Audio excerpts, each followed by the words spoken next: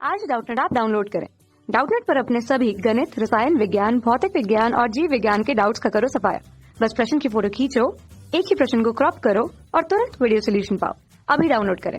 नमस्कार दोस्तों, आज का हमारा सवाल है निम्नलिखित कथनों में सही कथन के सामने कोष्टक में सही का चिन्ह और गलत कथन के सामने कोष्टक में गलत का चिन्ह लगाइए।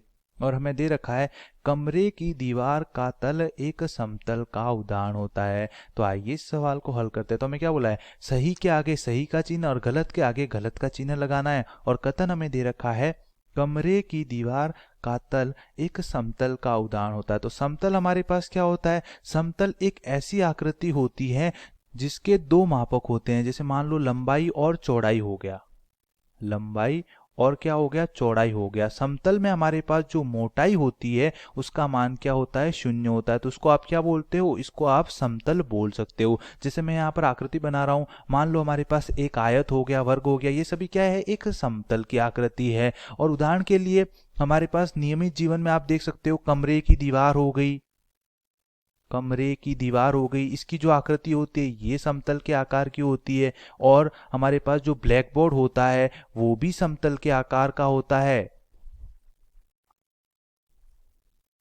और हमारे पास क्या हो सकता है, फर्श हो गई, ये भी हमारे पास समतल के आकार की होती है। तो ये सभी क्या है, समतल के उदाहरण है। अब यहाँ पर हमें क्या बोला है, कमरे की दीवार का तल समतल का एक उदाहरण है। तो कमरे की दीवार आप देख सकते हो सामने से दिखने पर यही इस प्रकार लगती है, या तो आयत होगी या वर्ग होगी। तो ये हमारे पास क्या होती है, एक समतल की आकृति होती है। तो दिया गया कथन हमारे पास क्या है, सत्य है। और सत्य है तो इसके आगे हम सत्य का चिन्ह लगाएंगे। धन्यवाद।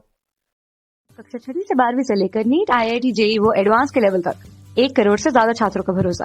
आज ही डाउनलोड करें डाउटनेट ऐप या व्हाट्सएप करें अपने सारे डाउट्स 8400 400 400 पर।